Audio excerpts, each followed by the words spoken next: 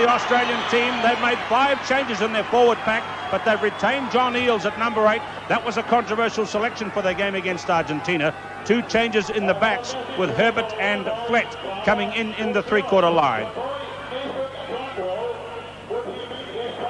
And we look at the Western Samoan team. They initially made 2 changes, standing down Timo Tangaloa from Wellington and replacing him with number 11, Tupou Fa'amasino, and Junior Paramore coming in for Sila Vaifale.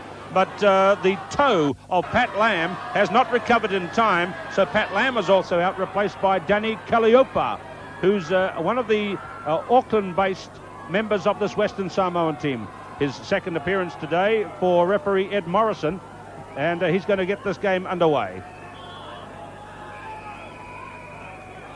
Rugby World Cup in Pontypool. Marty Roebuck kicks off for Australia on a wet day against Western Samoa, and the first mistake of the game is made by Australia, with the kick not going 10 metres. We'd like to say hello to our many viewers throughout the world on our familiar international network here at Television New Zealand Sports, One World of Sport, bringing it to you. But we'd like to say a special hello to the people at Apia Park in Western Samoa. 15,000 people out of a population of 40,000 in the town have gathered at Apia Park in the middle of the night again, and they're watching the big screens and no doubt highly excited by the chances of Western Samoa here against Australia. In many respects, Earl Curtin, this is the biggest test yet for Western Samoan rugby. Yes, it is, and I think they have made probably a big mistake in not spelling a lot of these players and conceding the game almost to Australia, and leaving it therefore to the what might I say, give them a rest before they play this game, the big one, I think, for them against Argentina, because if they win that, they will basically go into the quarterfinals. Yes, it was apparent in the game in Cardiff, though it was a great day for Western Samoa. Some of their players, especially in the front row, were getting a bit tired towards the end. They could have done with the rest, perhaps, but maybe it's not in the Samoan nature to not accept the challenge, and certainly they go into the game with Australia today hoping, no doubt, they can continue the form that led to one of the big upsets in world rugby when they tipped over Wales on Cardiff Arms Park just 3 days ago. Here's the power of the Australian forward pack. Jeff Miller is in there. The goal line is behind. And that's good early work by the Australian pack.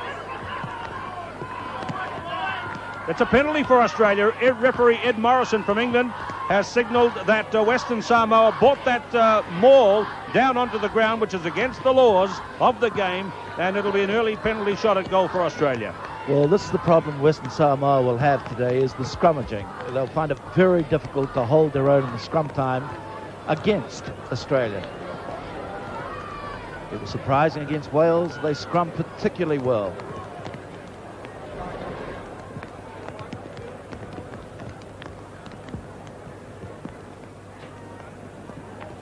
Well, it's a soft field, so I guess what you could say that neither of these sides will be completely at home in the conditions with the rain falling. But then again, there was the big wet in Australia a couple of years ago, but this year they had a marvellous season of winter weather in Sydney and Brisbane, and there was periods of 3 months where there was no rain in Brisbane, so Michael Lyon is very used to playing on hard ground conditions. He's the world highest cap points scorer with 625 points, way ahead of the next man. And that's the kind of form that's made him the world's biggest test point scorer. Australia into the early lead after 3 minutes against Western Samoa. They lead by 3-0. Yes, he's obviously been practicing a lot with those balls, Keith.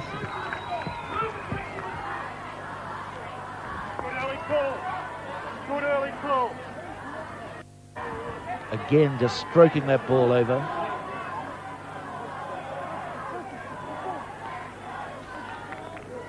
The Western Samoans are not playing with the same fire in those first couple of minutes that they showed against Wales. They were really humming against Wales. They're almost as if psychologically they've conceded this game.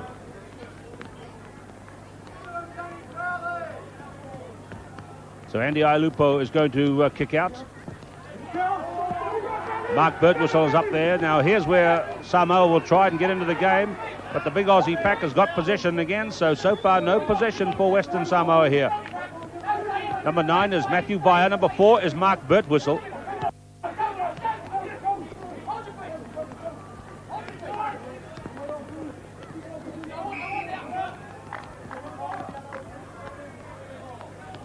Having a look at the Australian front row there, you can see Dan Crowley near us and then Phil Kearns. And on the far side, Cameron Lillicrap comes back to Test rugby today. Nick Farr-Jones, what a marvellous career he's forged for himself, and this is his 50th Test match today. Iolupo is under the ball. Back with Farr-Jones again.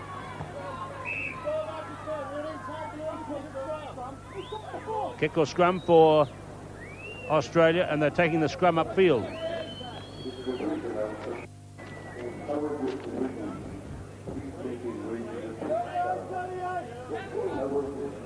Well, Western Samoa have the bigger pack by some 32 kilograms in total weight. Eels. Farr-Jones watched by Via. Michael Liner. The touch judge has got his flag out for rough play, and there must have been a late tackle there. We didn't see it. Back to Nick Farr-Jones at halfway. Well, he had his flag out there. He's put it down again. Number 8 is Danny Calliope. Farr-Jones off to Brendan Nasser, just inside the 22-metre line.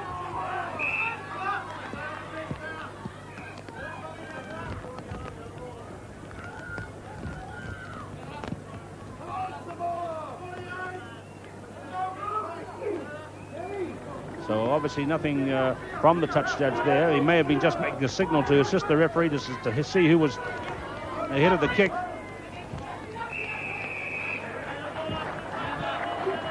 Playing the ball after the tackle. Penalty to Western Samoa.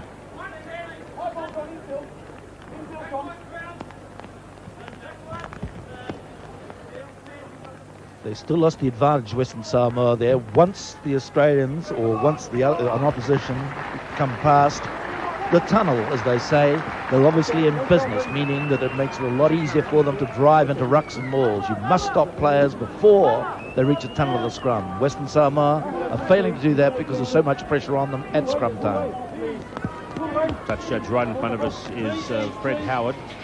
The man at the front of the line-out for Samoa is Billy Alalatua. Via away to Basham. It's a slippery ball today. Fa'amasino is with Basham. Oh, lovely run by Stephen Basham. Campese. And in goes the first of the big tackles today from number 6, Junior Paramore. Tu'uvainga. Marty Roebuck will have to kick to touch. So not enough chases from Samoa. Once that ball went in the air and you're going for distance, they had to put more pressure on Roebuck than they did there. It made it very easy for him on the slippery ground just to give a wee bit of a step and then get his kick away to touch, as you saw.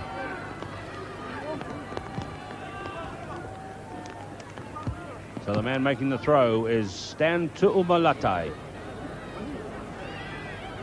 Down to a nice tap. Well, Peter Fadilopa coming off Apollo Perolini's tap.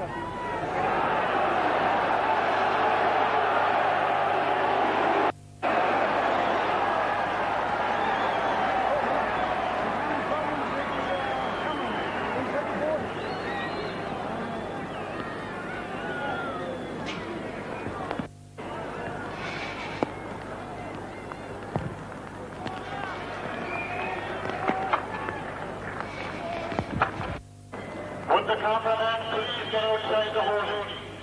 Cameraman on the stand side, will you please come outside the hoarding? There's the score after 9 minutes of play in the first half.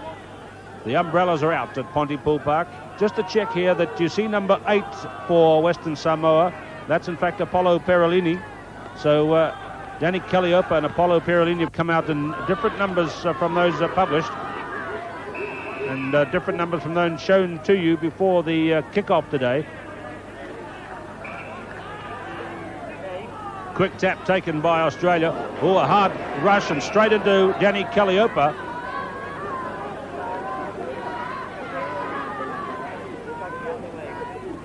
So there's Danny Calliope, who's the open side flanker, and Apollo Perolini is playing in the back.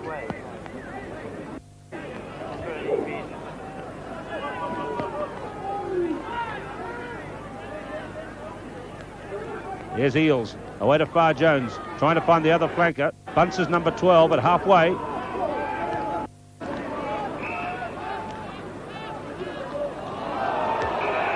A bit of a tussle here, and it's an Australian ball. Earl Curtin, you didn't like the look of that one, but Nick Far Jones not very happy underneath there.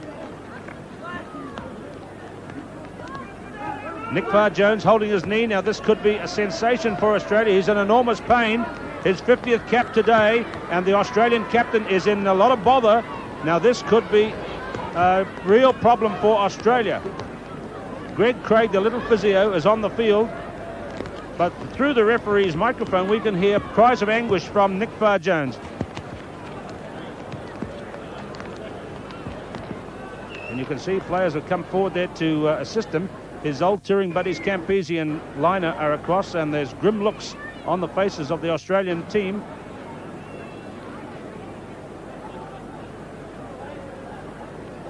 There's Peter Slattery, who's going to come into the ball game.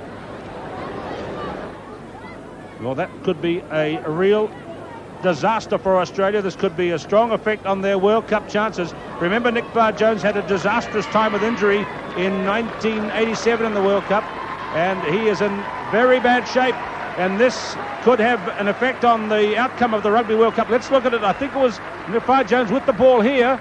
Yes, you see his head up there, so let's see if we can see what makes that injury to him, as he's all right there, and down he goes. And yes, you can see the knee being twisted underneath, and the weight of some other players, and he hobbles to the sideline. He's out of the game. His knee got twisted, and then the weight of the other players collapsing on him. You could see him starting to grimace as he went down. Sad for it could only be 2 weeks, even though they often feel so very sore at a time, and often 2 weeks will clear it up. Let's hope, for the sake of a great rugby player and Australia, that is so. So Peter Slattery comes into the game. Enormous responsibility comes on to him now, but he's a most able replacement. He's had a number of appearances in Test rugby. Yes, he sure is. He's a fine scrum half too. So Slattery gets the first touch of the ball and away to Nick Far Jones. I'm sorry, to Michael Liner. Nick Far Jones is well gone, isn't he? Iolupo is back.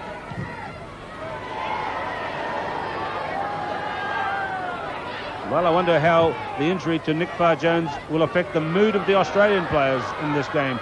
I should imagine they might be feeling sick inside, some of them, having lost their captain in what looks like a serious knee injury. So that is very sad for Australia, but it could be a sensation as far as the Rugby World Cup is concerned, because Nick Far Jones is one of the major players in the team that is favoured to win the Cup competition.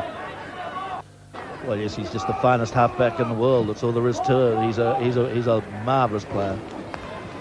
And a grand man. Great ambassador, too, for Australia. And a fine captain to beat. But the world goes on. Peter Slattery is on the field. And here is Stan Tu'umalatai to throw. We've had running time about 14 minutes in this game.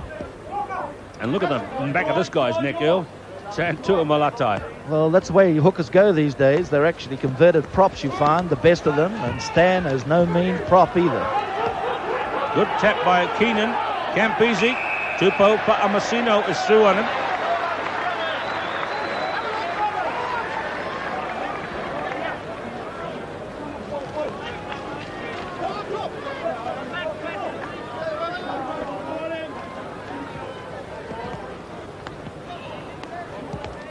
Well, penalty awarded there. I'm not sure what that's all about, but Peter Fadialopa is confident enough to call up Iolupo for the shot at goal.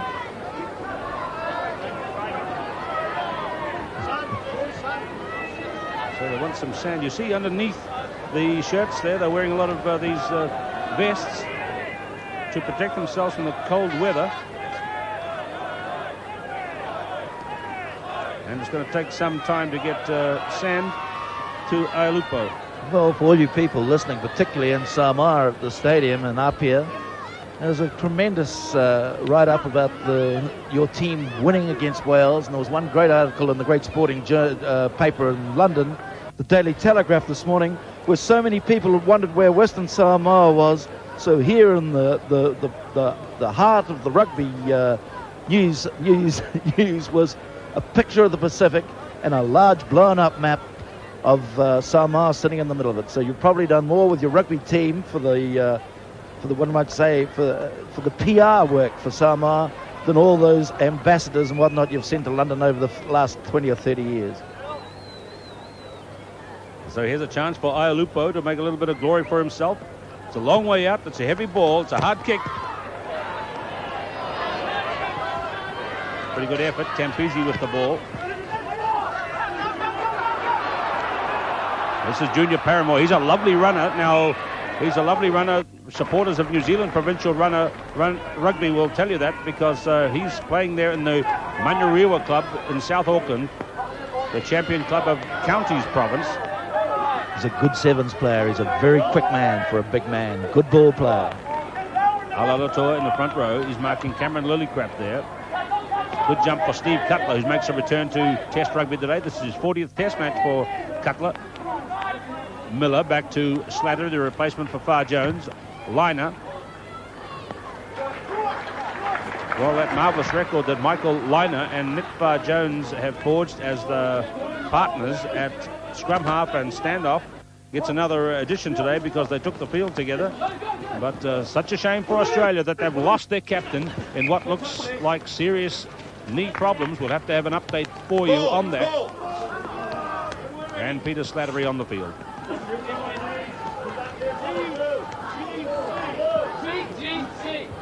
Keenan got a lovely jump off the last throw by Samoa. That's him there. Mata Apakinen. It's pretty slippery and muddy.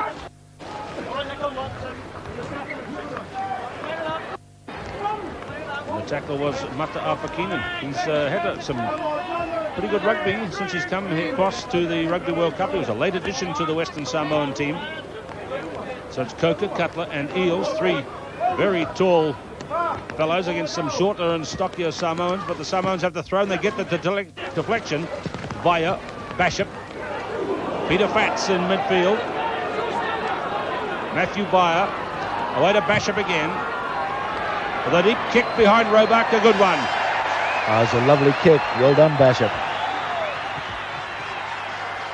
But as you can see, the Samoans are having to go to shorten line-outs to try and get more ball at line-out time.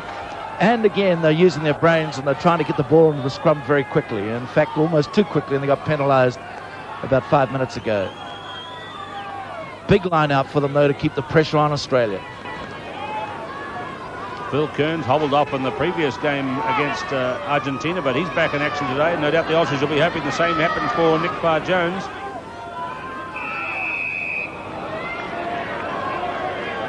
So they're offside. They weren't binding into that maul, and a chance for a liner to clear.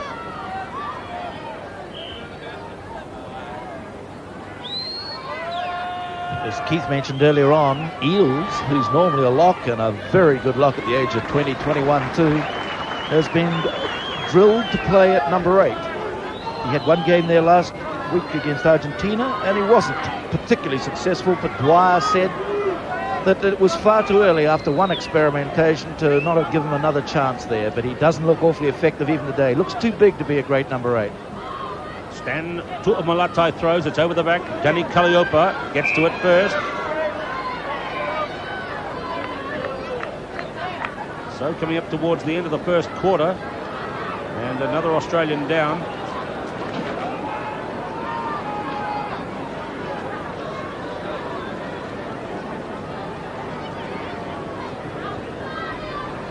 This is Jeff Miller who's down. It's a hamstring tweak.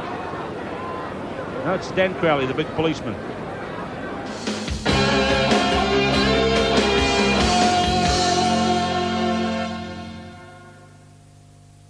Tonight on The Bill, an officer in turmoil. You may have been a hero. So penalty to Australia for attempting to take it down near halfway. I mean, what does it matter? They take it down and the ball's coming out to Australia anyhow to any great extent. Good mark there, well taken by Stephen Bashop. Bashop plays it to himself. Now the Samoans showing some enterprise here.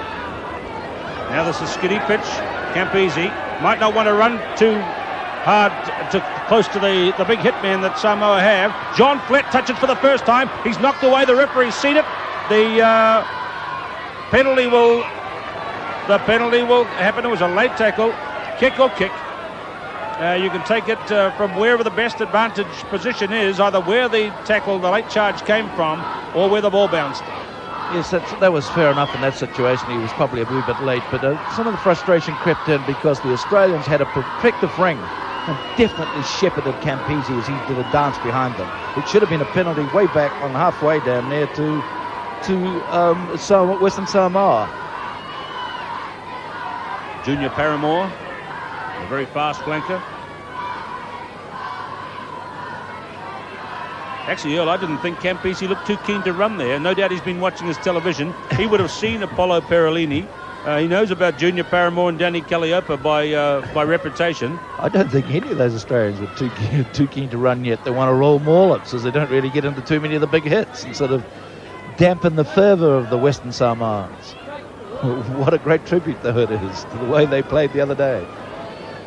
Some of that tackling by Apollo Perolini and Sila Vaifale has been recognised throughout the sports writers and commentators who are all here at the Rugby World Cup as some of the hardest hits they've ever seen. And there's been some reporters reporting the game for an awful long time.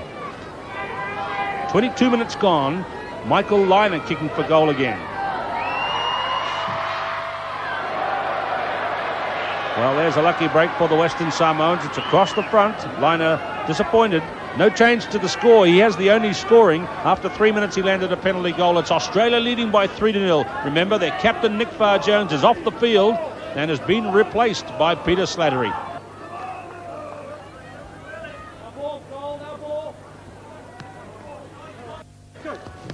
Iolupo kicks high. A good one for his forwards to get under and compete for, and Paramore has got it for the Blues. Peter Fadialopa. Bit of a little fumble in there. The referee says play on. Via to Bashop.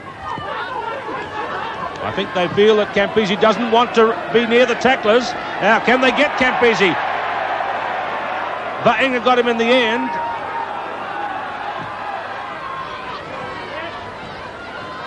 Good covering play by Stephen Bashop.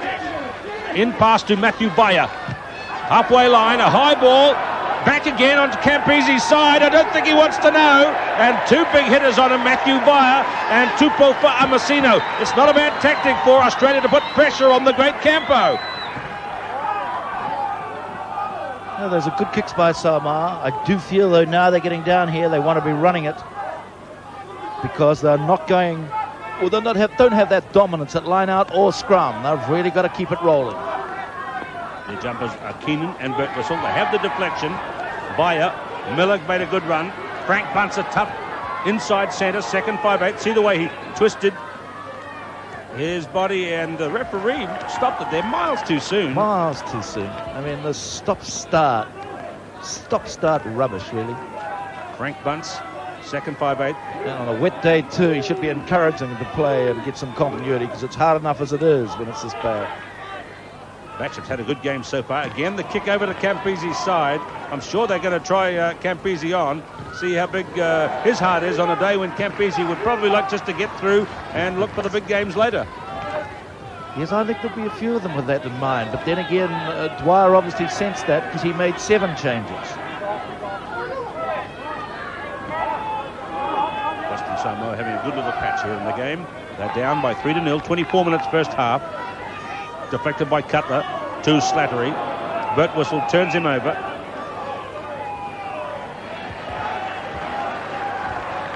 Boy, she's pretty sudden. Once you go down on the ground, that's it.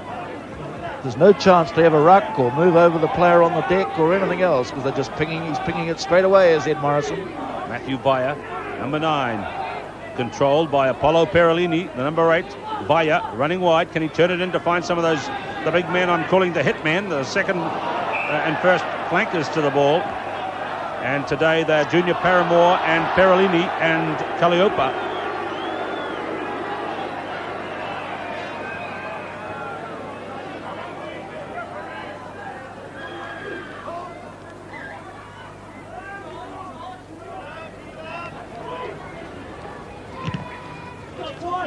Kick down the touchline.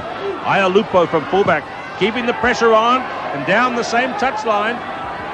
Good catch by Eales, jumping up like an Aussie footballer, Aussie rules player. And the referee again stopping it very quickly when the ball was loose and coming back on the Samoa side. He's given Samoa the foot, and Earl Curtin's looking a bit frustrated here, even a little bit angry, Earl. I mean, it's silly. Absolutely silly. I mean, the ball's free and it's coming out. I mean, it's going to be no game at all. We're just going to see nothing else but scrums and lineouts. John Eales is down and in pain. So he's outside the touchline. The game will go on. Greg Craig, the little physio. Matthew Byer, another attacking scrum for Western Samoa. They've warmed up a little now and coming right. Basham, he's going to put the high bomb up. Now, Bunce might have been ahead, but anyway, Tuvainga's coming through first on Campese, but Campese didn't want to know. Roebuck took it right on the goal line.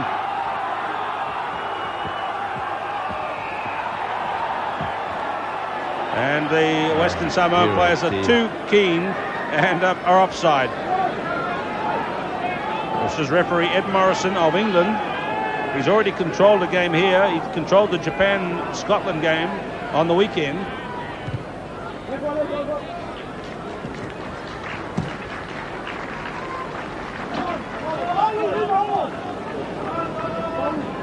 Both the Samoans and Cantabrians, Stephen Basham is playing superbly at First 5-8, or fly half as they call it over here.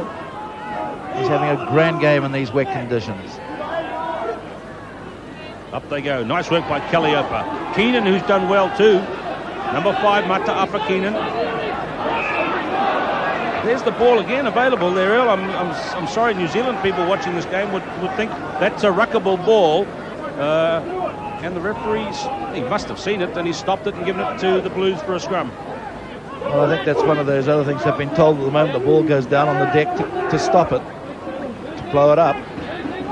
Fires away to Basham. The little pop kick this time. Flett is coming forward. Flett is caught by Basham. He's having an excellent game, Stephen Basham. That's the 22-metre line. In goes Keenan and hits Cutler hard with the shoulder. There's a lot of big hits coming in again by Western Samoa as they warm up to the conditions. The Samoans, I'm sure back in Apia Park, will be delighted at the way they've been going in the last 10 minutes. I used to be very proud. And it doesn't matter what happens anyhow. You've gone into sporting history back there in Samoa, and great sporting history too, having beaten Wales on that Sunday. You've got no idea how many New Zealanders were yelling there for Samoa, obviously, sometimes unkindly referred to as New Zealand B, playing a great game and putting yourself in the record books. Apollo Perolini, the ball is there now. Let's let it come, Mr. Morrison. Vaya has it, away sharply to Basham, to Uvaenga, straight out to Ailupo. Ailupo's passed it to Horan, and it goes across the touchline. Samoa are just flexing their muscles and expanding a little in this game now, and they're imposing their will on Australia those last 10 minutes. They weren't running with much purpose then, though, Keith. They've got to have more pace on. They were running at half pace and just shoveling the ball on. They've got to really punch it, man. So Lillicrap at the front. Behind him is Troy Coker. Then Crowley bending over, but Keenan got the deflected, and Alaloto as well. Bunce going hard at his opposite number, but Horan's a good little tackler. Vaya clearing it nicely to Basham. Wide out to Brian Lima. Good bend. Brian Lima, the schoolboy, out on the right wing, number 14.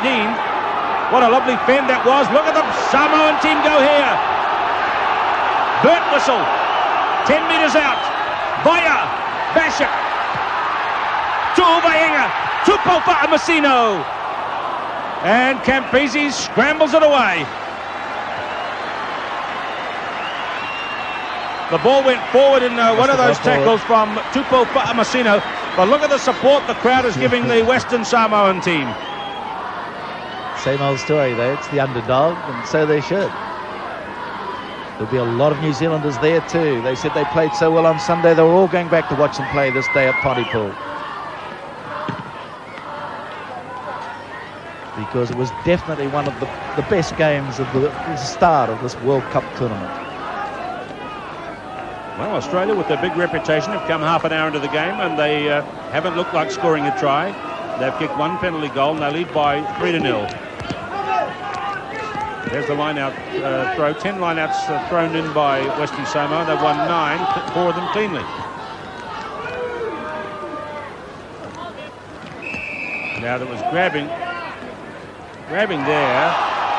Well, they pushed him before. Those lineouts, a bit of a shambles always as to who pushes who first. But Paramore is the player penalised according to Ed Morrison. Yes, the shoving all around becomes a lottery as to who's going to get the penalty.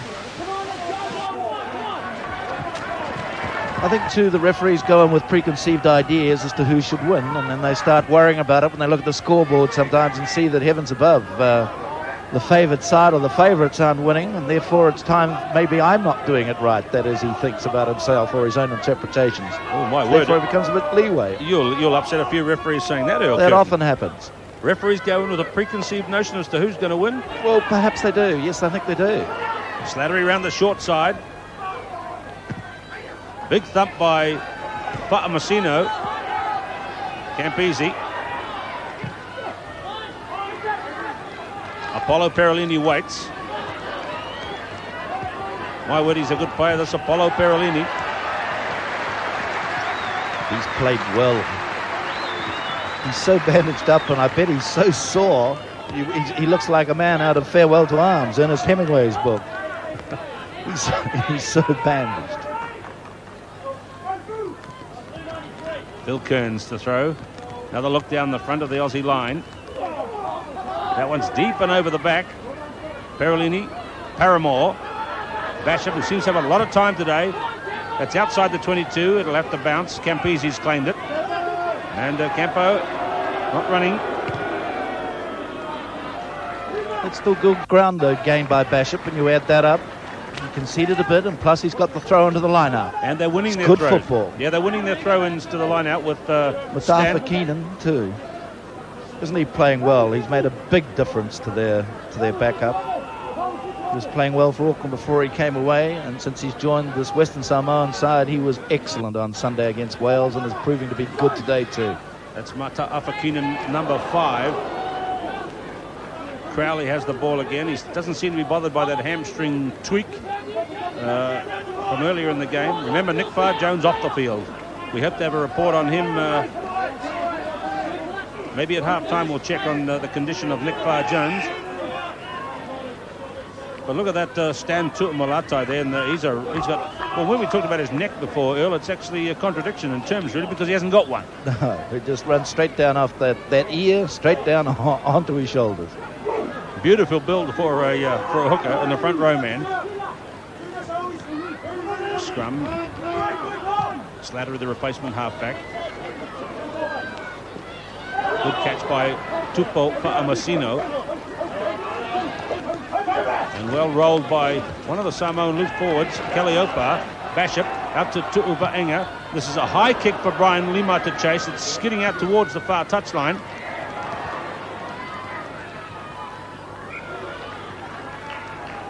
Yes, it was a bad kick. It came off the side of his foot. I thought they'd have a go there and run. Vainga's quick, and so is Lima on the wing. And I think they should punch it wide and still keep the pressure on by moving it. They've got to take more risks than Australia because they don't win as much line-out ball, and they'll tend to make a few more mistakes in moving the ball wide. Big John Eales looking like a praying mantis back there at the end of the line-out. He's got the ball from Slattery. This is Coker. Here's Troy Coker. Slattery up to Lillicrap. Lillicrap trying to weave his way through the busy traffic. Now they're spinning it wide. Horan. Oh, and nearly an intercept for Tupo Fa'amasino. On a dry day, he might have been away. Now, this man is a real athlete. Take a look at the build of this guy. He's got super hips and legs. And Tupo Fa'amasino was nearly away there.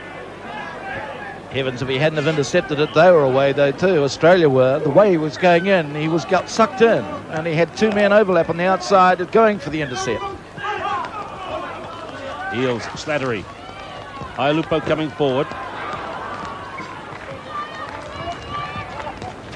Well, Earl, 35 minutes gone. You'd expect the hotshot Australian team to have something more on the board according to the run of form. Yes, you certainly would, but they're gradually putting it together and being a wet day, and they'll just want to pace themselves. They'll just try and play controlled stuff, I think, and roll more most of the day. I don't think they're going to sprint it too wide.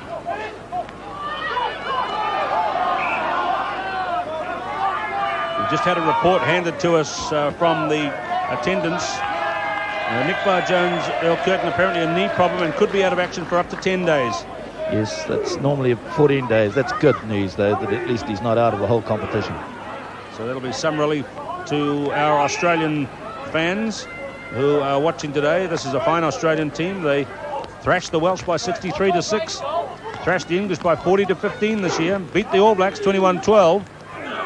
There's the big scrum shove, but Vaya clears it this time to Bashop. This was that lovely, clear, clean play by Bashop again. And on his wrong foot. But didn't worry him one jot, just whipped it away. To Umalatai. And a hard case he is too. A lovely chap.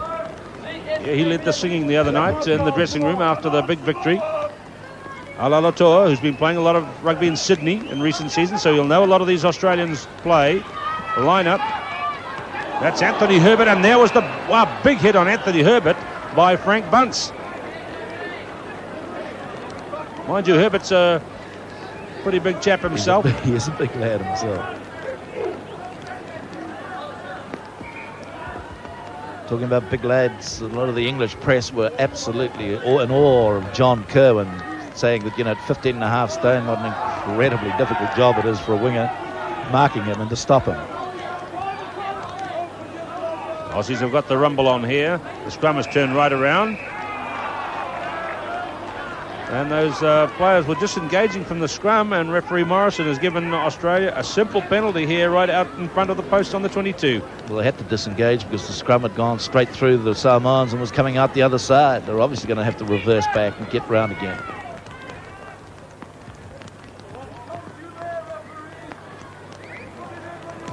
The rain is pretty steady at Pontypool.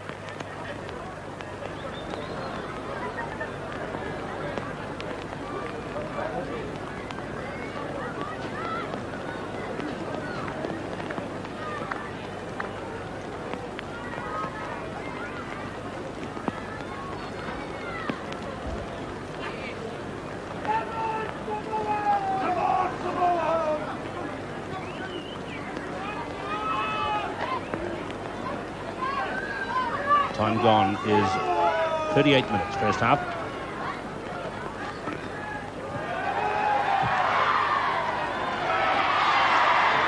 There it is, safely through, and Australia are out to 6 points to nil with just a few minutes remaining to half-time, with the second penalty goal for Michael Lynagh.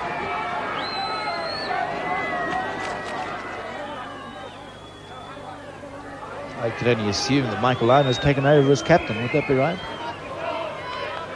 Yes, he has captained Australia before in test matches. There's another ex-test captain, of course, sitting in the stand in Simon Poitevin. So I would say you're probably right there. He's 49 caps. He's now the one of the most experienced guys in the team, although David Campese is playing again, of course, today, and he's Australia's most capped player. Coming up to 60 caps. He'll pass 60 caps at the World Cup here.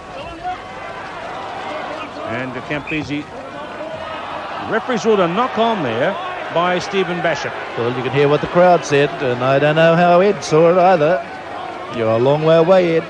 Mr. Ed.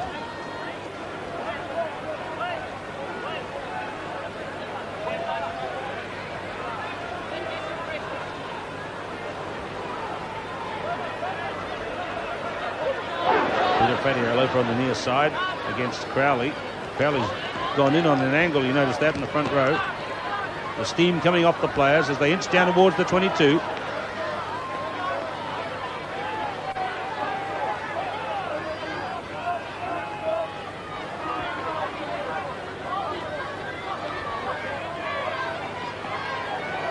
Well, there's the ball safely under the feet of the Australian forwards, and they've made it to the 22.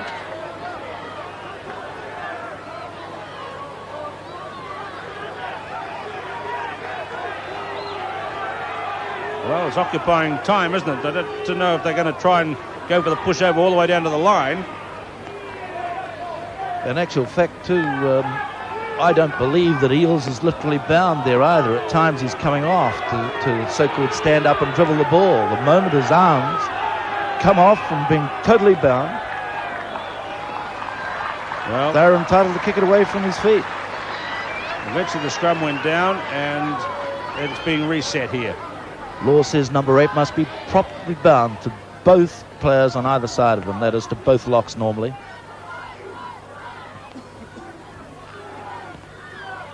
So we're going to go back for an action replay.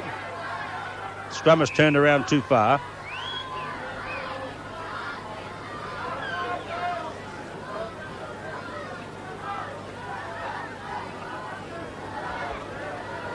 A misty, rainy day in Pontypool.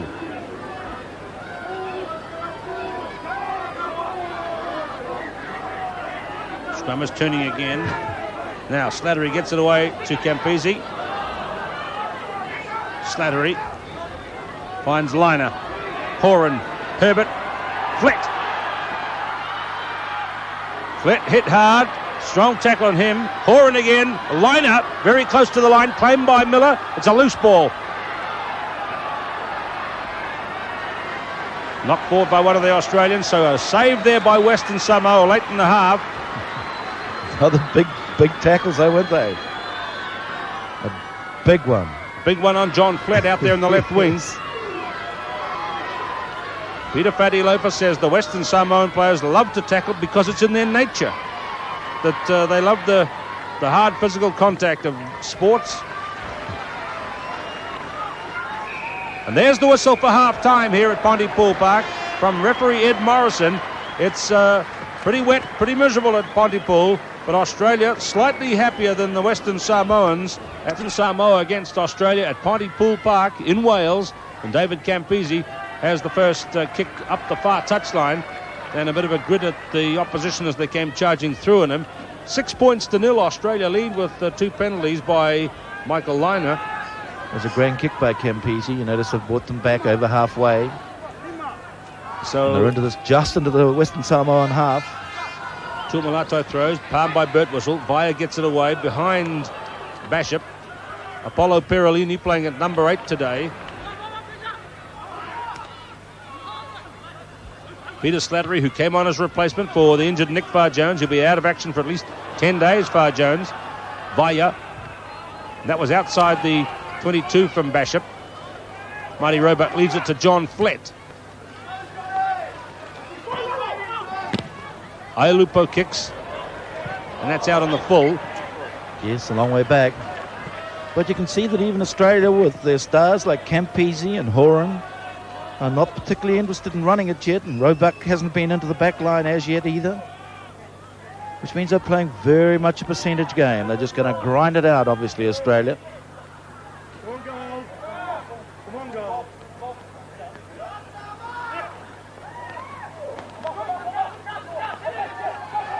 There's big Mata Afakinen. Via Bishop. Oh, he's missed that one. Roebuck still not prepared to run it up, kicking it back. Bishop's been waiting back. A very good kick that time by Stephen Bishop. An excellent kick. Yes, it was a grand kick again.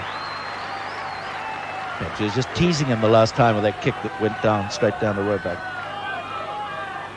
They've got to clap it on, though, now. These next 10 minutes, that's when it's exciting, and it should be for Western Samoa if they're ever going to claw their way back into this game. Otherwise, it'll just be procession and precision work by the Australians, and they'll just roll their way back to the to get penalties or soft tries, rolling round, roll balls. Again, the ball free, and again, the referee blowing it up. Absolutely crazy there, sitting in the base of that scrum there, ready to get blown away. Passed away, sorry, not blown away, and bingo. Vaya Away to Basham. Back high one on Roebuck. Eales is going back. Eales goes up. It's back on the side of the Samoans. Alalotoa, nicely for Vaya, finds Basham. Looking for support from Tu'u Vaenga. Nice kick by Vaenga. Very close to the line. Campese is caught. Australia in trouble. And the referee in very quickly on the goal line. Western Samoa have a put it here. They've got a right royal chance. They've got a scrum well, though. Big concentration. Fatty Alofa will have to really call him in here. I'll bet he's giving it heaps. Western Samoan ball. Just a minute into the second half. Apollo Perolini working hard to Vaya.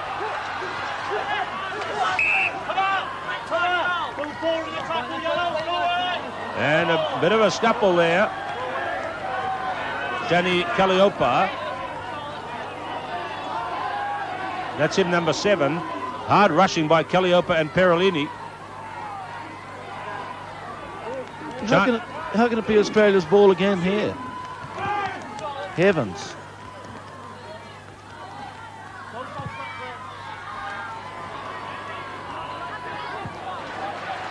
Oh, that's tough stuff.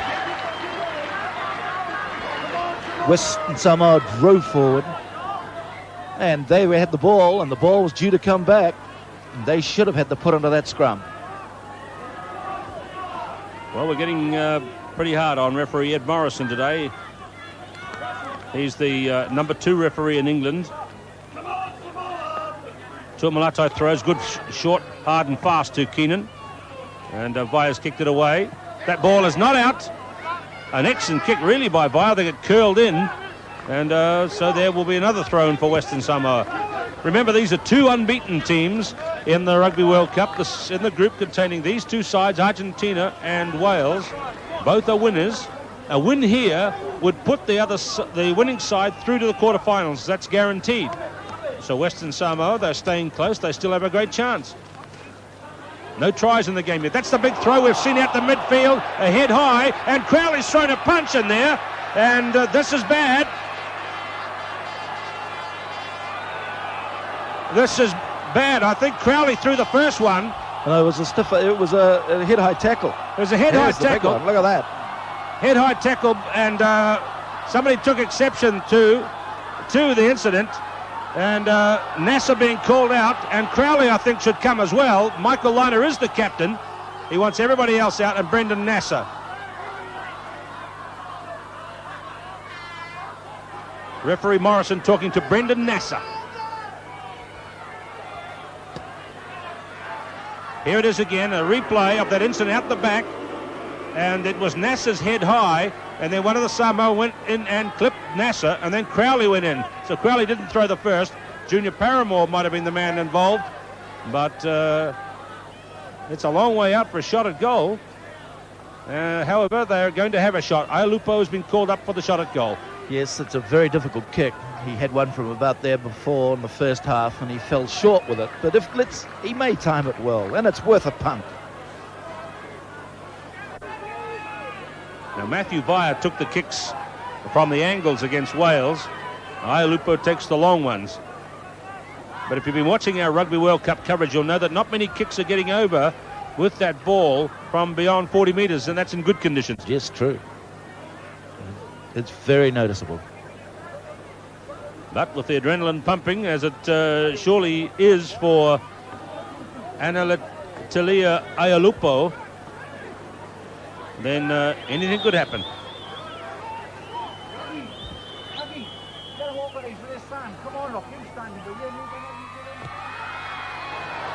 That's got a big curl on it. Campese. Good kick by Campo.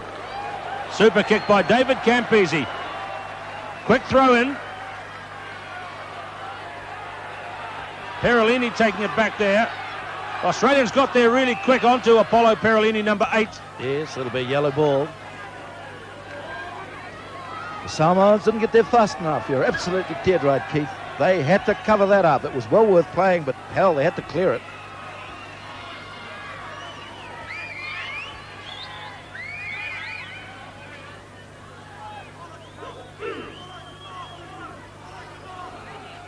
Well, there's one for the Western Samoans against the head.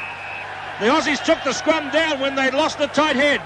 Dear me, that's a bit of an insult to the Australian scrummaging power. The Western Samoan pack have hooked the tight head off them. The Aussies didn't go back 10 metres.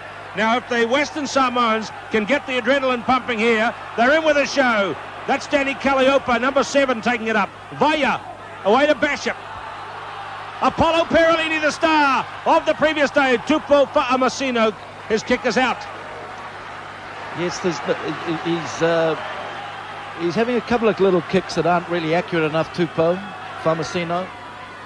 Far better to hold that ball in hand when they're rampaging there and push it back inside and really punch, because they were getting down inside the 25. There's an injured man out to the right.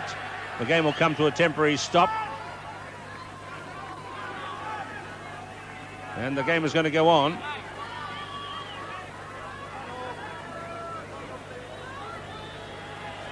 Well, referee Morrison calls it a funnel down the middle of the line out. Keep the funnel, boys, he's saying.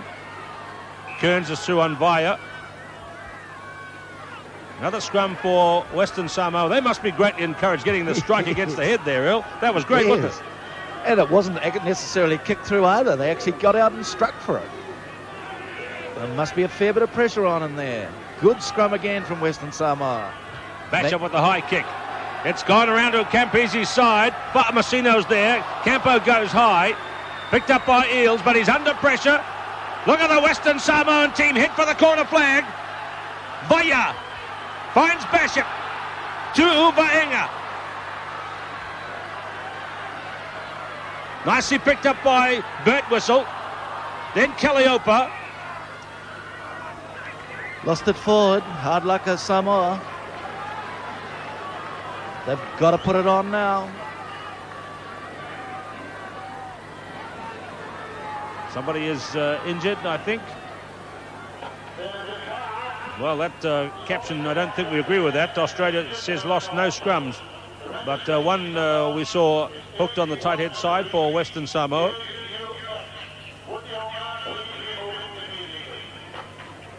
Dan Crowley is injured.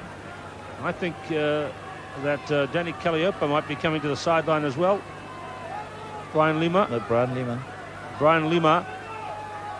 This is the young man who's a secondary schoolboy in Wellington at St Pat's College.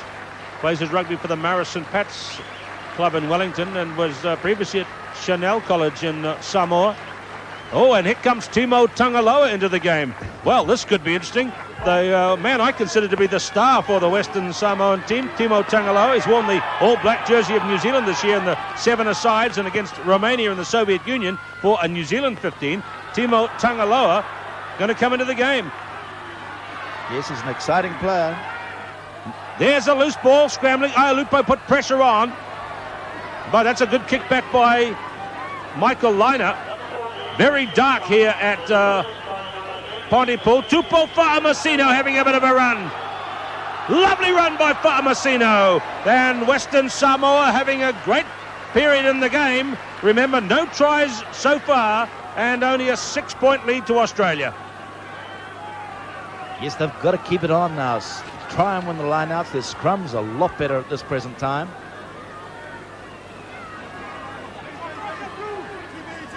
And try and get some of the Australian ball. Can they get one of them? Eels has tidied this one up. Paramore is number 6.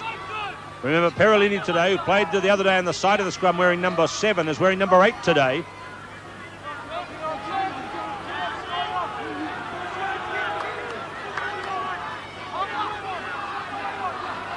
Hard work going in there. Down it goes.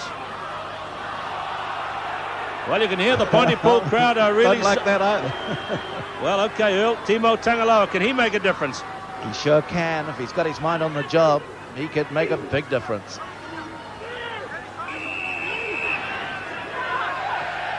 Free kick for Western Samoa. Now they could put some pressure on the Aussies here again.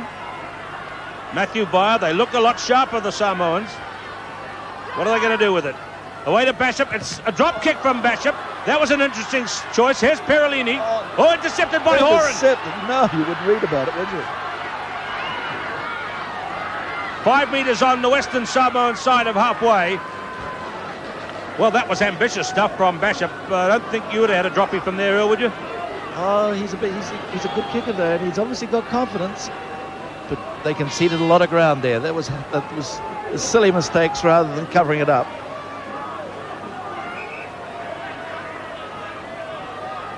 Apollo Perolini bandaged at wrist, head, above the eye and the elbows. Knees.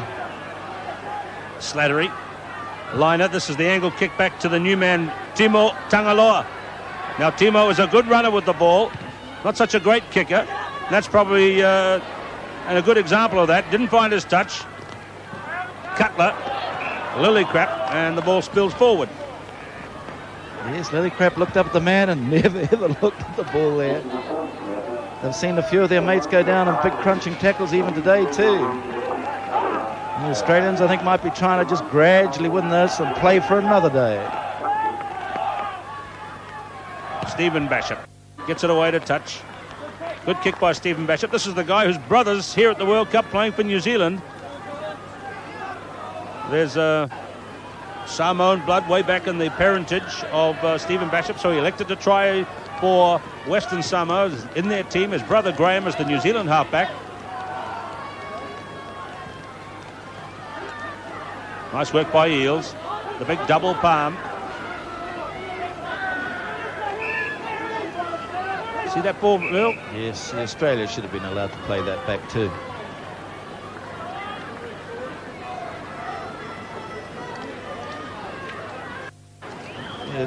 What we're doing, these referees are making the game very much like league, but we're having scrums to replay the resets instead of just having the playback, and it takes us 4 minutes to get through a scrum rather than the half second or half minute it does for a playback. Pressure on Liner now halfway. Kicked away by Birtwistle. Back goes Horan. Bunce gets him in the water. What has the referee ruled here? Referee has ruled a penalty. He wanted, that's ruled for going over the top. That is a strange one from referee Ed Morrison. Grab the ball. He slid into his back to grab the ball off him.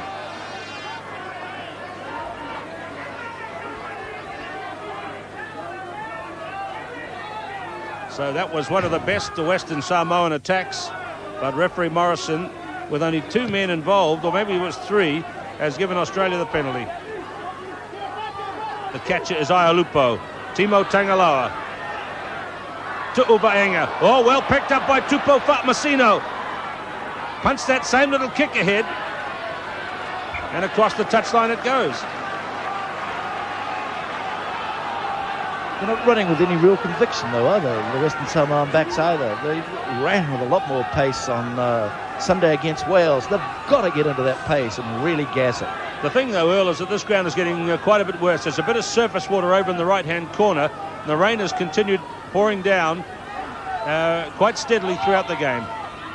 Yes, that's true, too. I accept that it's quite wet underfoot. Palm by Cutler.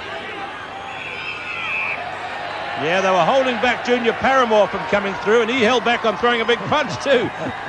So here's a chance for Western Samoa. That's 40 metres out. I don't know if they'll have a shot at goal from here. Australia have had more possession, 58% to 42. Yes, and that 42% really lies like a lot of statistics too, but it hasn't been great ball that Western Samoa's got. Shot at goal, and they're changing the goal kicker this time. Matthew Vaya coming in.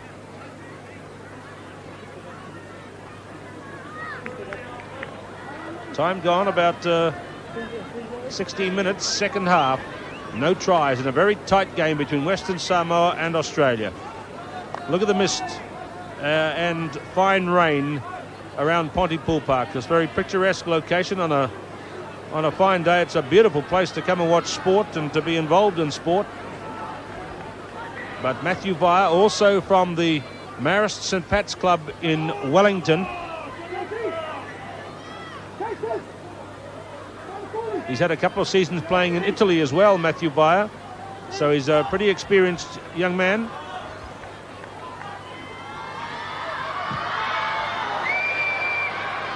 Good kick, but just short. Taken by Mark Birtwistle. Good little tactical kick by Birtwistle.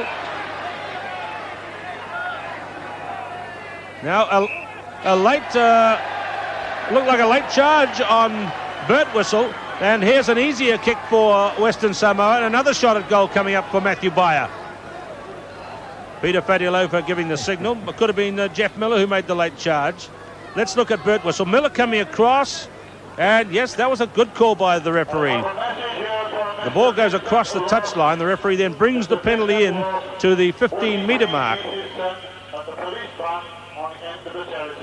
In actual fact, it looks like he's allowed De Vaya to put the ball in just away from the 15-metre mark. Just in from that. It's not actually on the 15-metre mark, is it? Yes, he might have been watered there, and he's allowed him to come slightly closer to the touchline just to get a better footing. Well, this becomes a vital kick for Western Samoa. They would really want this one. There's been no scoring since half-time.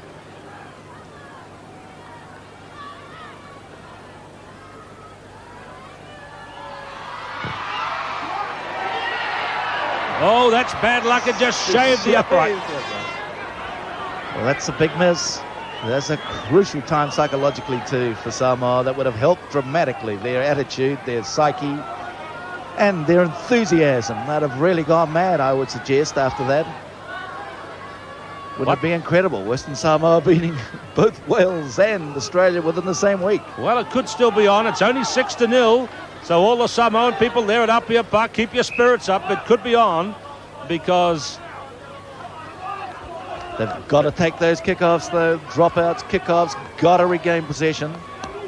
And they've let Australia back in right off.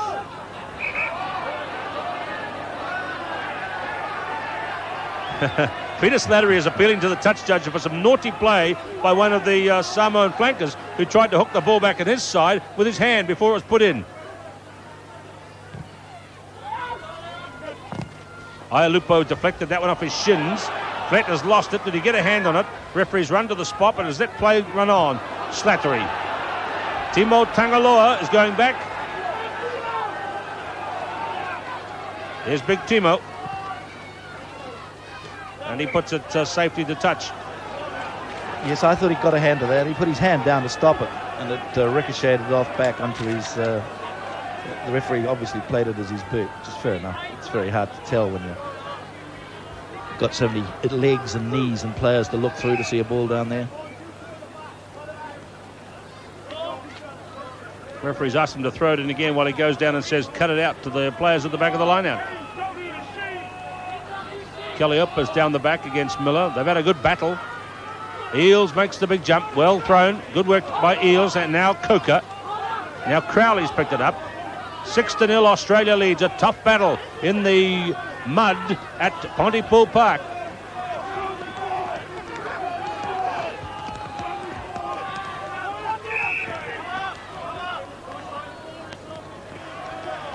Well, the referee's given that one to Samoa for the next put in. The ball actually rolled out on the Australian side, but it came off the hands of the Samoan players going forward. There's Peter Fadialofa. What an inspiration he is to rugby players in Western Samoa. A charismatic leader of rugby men. Bishop. He's kicked well all day. Oh, that's a fine kick. To beat two men, step onto his other foot, and then spiral away with his left foot. Excellent play.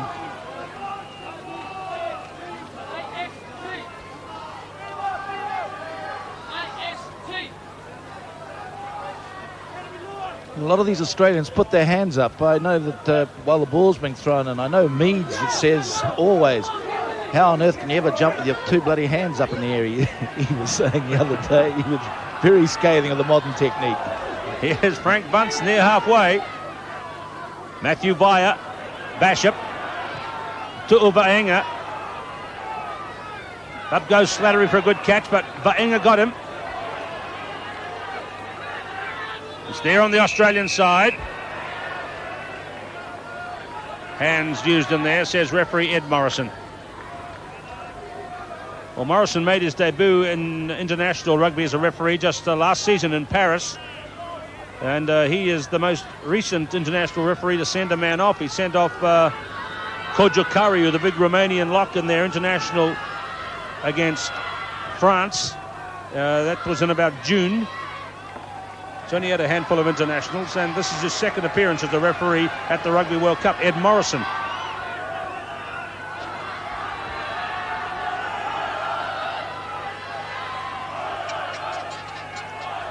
So it's not a spectacular running match. The conditions don't allow that. Look at the leaves across the field from the many trees here in Pontypool Park. Two tough hookers there. Tu'umalatai, Stan the Man they call him, and Phil Kearns. I feel as though the game's slipping away a wee bit from Western Samoa, though, Keith. They've got to win this line out, and they've lost it. They've certainly gone forward, though. Well played, Paramore.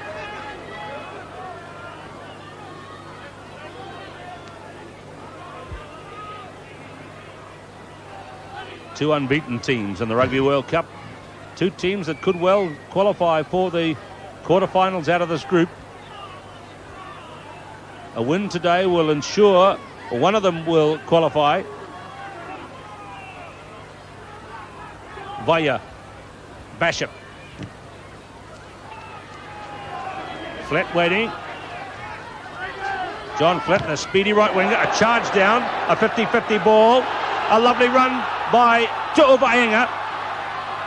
Bert Whistle's got it and claimed it. Vaya out to Basham. Basham out to Bert Whistle out there. Farmasino into Bert Whistle. Well kicked ahead by Mark Bert Whistle, the lock. And across comes Michael Leiter to soccer kick it away. Sorry, it was Peter Slattery. Good play by Bert Whistle. Got into the movement twice and kept on doubling round as if he was playing sevens. Lovely stuff for a lock. It might be tight and it mightn't be a very exciting game in terms of the way they're playing it, but it's certainly exciting in terms of the scoreline and the amount of willing that many people are doing, particularly New Zealanders and I'd say most of the Pacific. Would love to see Western Samoa give Australia a rubbing. Can they tip over the Wallabies this afternoon at Pontypool Park? Kelly Open, number 7's done good work. It's back with Bayer again. Away. Bunce coming strongly forward. That's a strong midfield defence, though. Little Tim Horan's a good tackler. And referee has come over and said they came over the top. And it's a penalty for Western Samoa. Yes, they came over the top. There was one other angle too. They put their hands out and stopped Vaya playing it. They flicked it away from him, just as he's picking it up from the base of the scrum. Or the ruck in that case. So Matthew Vaya has a very important kick this time. That last one just shaved the post. Now this is not exactly a fait accompli, which is a Pacific term I've just invented, Earl. Meaning it's not exactly a kick that you can assume will go over, even though it's very handy. No, because it's very slippery. One underfoot, and two, the ball is slippery, because they're all complaining about it being semi-plastic, and it isn't.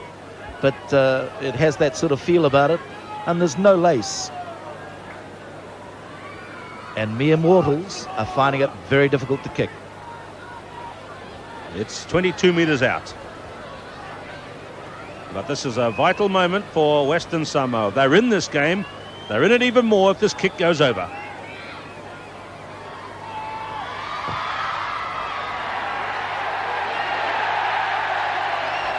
Well, what a shout's gone up. And I think we can hear the echoes coming back from Apia as Western Samoa have closed the gap to just 3 points. Australia 6, Western Samoa 3. And about 15 minutes left to play in the game. They've got to take this kick-off. It's just stress the importance of these kick-offs. They must again reassert their authority and get down into the Australian half to start putting pressure on them. And for the Australians, for a change, to start doubting their supremacy. Liner kicks off. We could be in for a thrilling last quarter of an hour. And Stephen Basham, who has had a superb game in the conditions, he's guided it well. He hasn't found his touch with that one, though. Roebuck puts it back, and the same man waits. My word, he's handled that ball as though he's got glue on his hands. That ball hasn't found the touch this time. Slattery kicks it.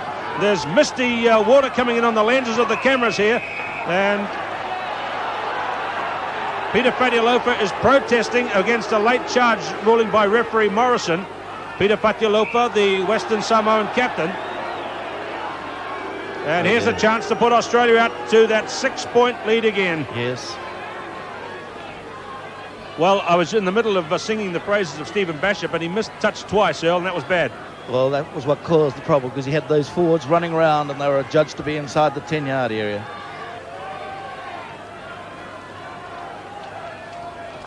They must not go into that 10-yard circle, and they must stay outside it after the catch is being made too. The Samoans have put a superb pressure on Australia at times in this game.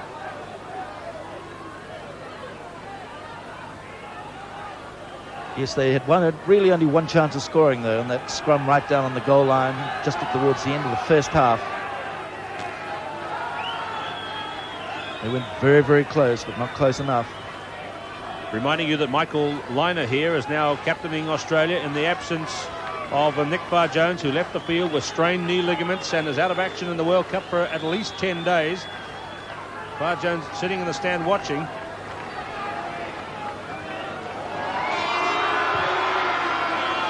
Well, he's hooked it.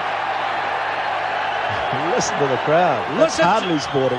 Listen to the crowd. They're cheering the miss by Michael Lynagh, the world's greatest goal kicker. He's hooked it outside, and Western Samoa still in here with a chance. Look at the way the Western Samoan players turn their back on it. They're looking for the deflection off the post, of course, but maybe some of them couldn't bear to look. Iolupo.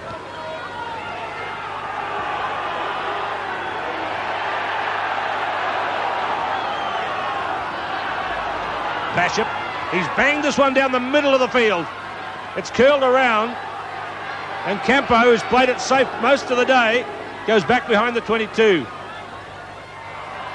The ball's out there. He's got around the field. Big Mark Birtwistle, hasn't he, to lock forward. And shown skill too. Good handling skills.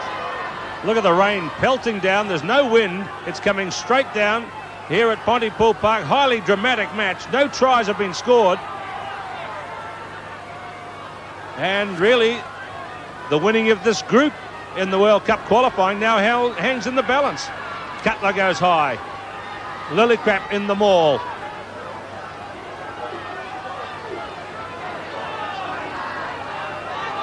Away goes Jeff Miller. He lost his place, remember, in the Wallaby team after their win over Wales. Stood him down for the next match against England, and he hasn't been back in since. Well, I think Australia will try and roll and push the scrum too. They'll try and take it if they can. Well, if it comes back to Lynagh, you can put a ring around it. He'll be putting it up in the air. It's a little pop kick. It's in the air. Iolupo, skinny ball. Oh, he gets his boot onto it, gets it away to touch. All risky stuff, though. Gods are smiling on you, my friend.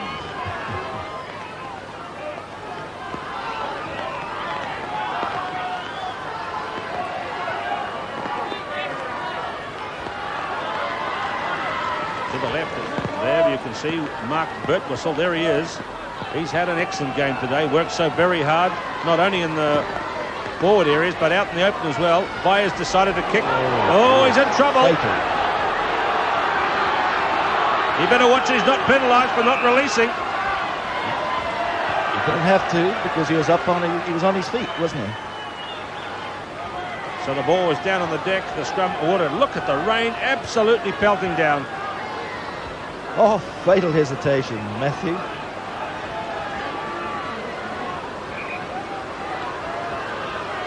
Referee Morrison being quite fair there and allowing... No, he's not. He's allowing the game to go on. That's tough luck on the boot of Baye. He's back in action again. Now, the referee's got a difficult job here, to be fair, because some of the footholds here in a day like today with the rain lashing down are very hard to maintain. True. Replacement halfback Slattery. Now here comes the second shove from the Wallabies. And the referee is saying to them that's a slip, so he's not penalising them for anything else but for a slip.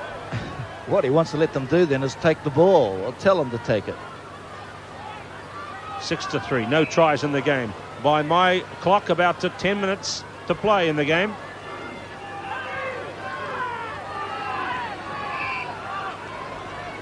Well, I really don't know how the referee sorts this out. Well, I think he tells them to take it. Otherwise, they'll be here for the rest of the week. You mean take the ball out and play it? Take the ball out and play it. That's what he's saying too. Okay, it's there for Australia.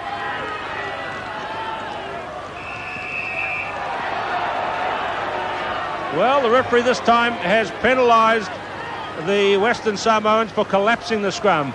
Well, he had to have about 4 scrums before he decided that. Peter Fatialofa going back. He was one of the men in the front row penalised for taking it down. Look at that rain falling down. There he is, Peter Fatialofa, the piano shifter. He doesn't play them, he just shifts them. Didn't the great Frenchman say that one of the great quotes, wasn't it, rugby is a game for piano players and piano shifters? I don't know how he drew that conclusion. I didn't know that too many of them played the piano.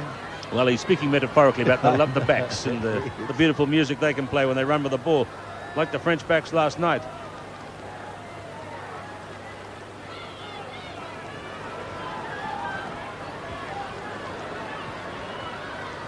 Torrential rain coming straight down. There's no wind to shift it about. Liners had 50% success rate.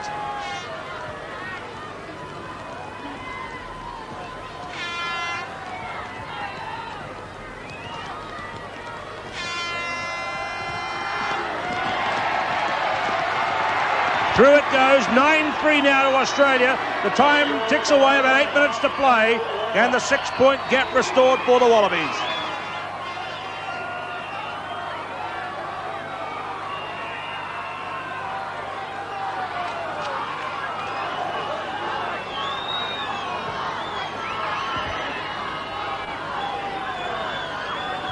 So all the points for his side so far from Australia's stand-in leader this afternoon. Aialupo kicks out. It's too far. They've lost the ball again. On wet days like this, I would always be inclined to kick the ball very, very long down into that corner, 5 yards off the goal line. So as you stop this, rubbish. Cutler's taking the heat there. Short side by Slattery. Knocked on by Fa'amasino.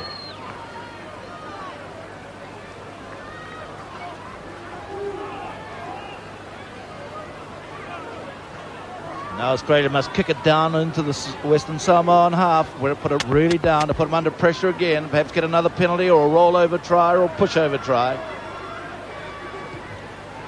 It's a short one for Campese's wing. Campese is there. Liner has picked that one and taken it into the maul. Coker's mauled it for him. Now the Aussies are rolling away. This is good work by the Australian pack. Miller there. Yes, this is what they were always going to do, wasn't it? Kearns breaking away. Now Crowley having a go up to the 22. Well, lost it forward. Chance for Western Samoa to play with the ball. Yes, they might be forced to run here, Keith, now. It'd be interesting, won't it? I mean, I think they've really got to have a go, and yet it's fraught with risk on a day like this, and it could end up with a soft try to Australia. But I think with only 8 minutes to go, Western Samoa have to get off the rack. Well, will they run it? Vaya. Basham. They cut down the options, did Australia. There was good defence by Horan and Herbert. They came up very flat midfield. So there was no chance of Basham running it out.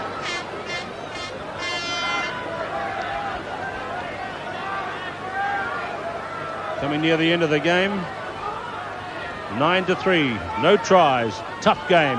Good performance by Australia to be in the lead. Fine performance by underdogs Western Samoa to push them this hard. There's old Skylab Cutler getting it. Liner. Now that man Herbert looked like he might have been in front. Aialupo's lost it. It's there for Australia. Well, we've seen that gesture from referees a few times. Yes. Penalty. That was a fair call.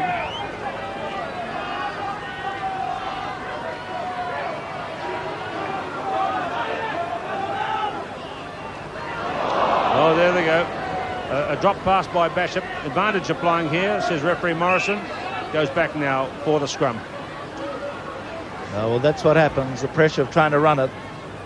It's still far better, though, for Western Samoa to have a go rather than just quietly fade away here. They must still try to attack.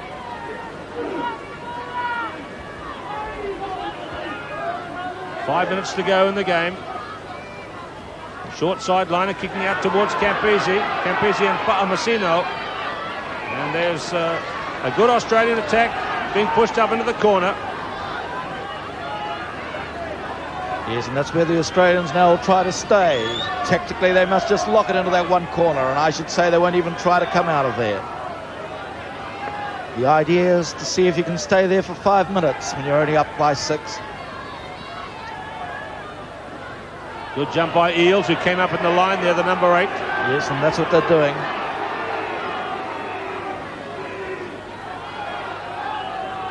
Paulo Perolini there, number 8, trying to keep it away from his line.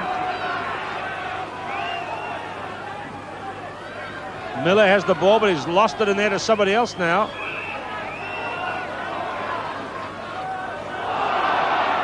Well, the ball's gone to Australia for the next put in. Incidentally, if the match should be drawn, 2 points each would be given to the teams for the championship table. It's 3 for a win, 2 for a draw, 1 for a loss. No points for a team that doesn't complete a game or the game is abandoned for some reason. Alalatoa is injured here. It's very near the end. What a day it's been down here. Rain has poured right through the day. And the ground is rather heavy in parts. Very little of the game has been played up in this corner. So actually conditions there are quite good. But look at these Western Samoan players. Still heroes in my book, Earl. They've battled it away today. They now have to, provided they don't win or draw here, they now have to beat Argentina in their third match on the weekend. Yes, but that's a sad thing. They've played too many of their good players 3 times in a week, and they've been absolutely gut-busting tests, each one of them. But what a credit they've been, regardless of what happens from now on. Their whole tournament has been a success in the one game where they created Samoan history, and dare I say it, definitely Samoan sporting history. The rain continues to crash down onto Pontypool Park. Australia putting in the big scrum. That might be the only way they'll get over. Look at those numbers down. The referee has said that Western Samoa took it down again. And this could be the one that will clinch it for Australia. Liner's decided to have a shot, and that'll take up time, and it could put them out past the 6-point gap. Yes, that's what he's got to do. I mean, you can't blame Liner for doing it. And the crowd, it's more wishful thinking, I think, from the crowd, and I'm sure it would be from you people in Apia too.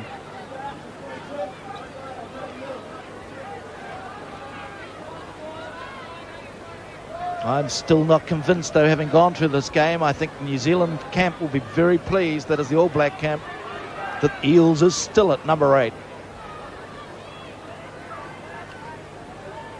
I just don't think that he's strong enough, or can he get low enough to the ground to actually punch round scrums. And he's been the missing link, really, today. They sure miss Gavin. Imagine him on this wet day driving in low and setting it up for the Australians. I think they'll have to rethink their scrum, which is good in a way for New Zealand, because it means that there's a bit of uncertainty creeping into the game plan of the Australians.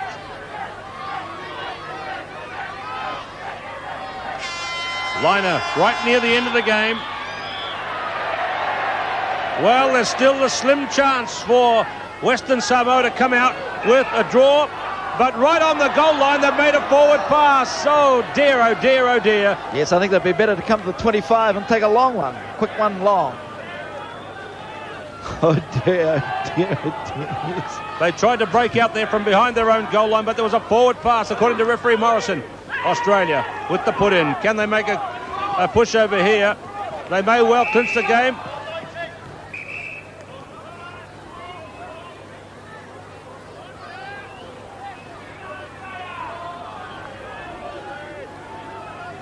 Heavens, these consistent, continual scrums are boring though, aren't they?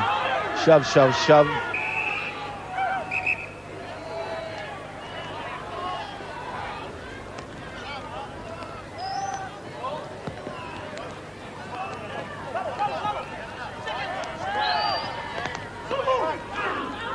Here they go again.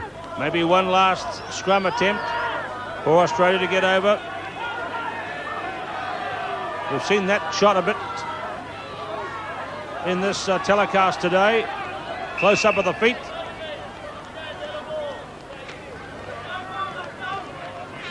So here we go again. Here we go. These men will be...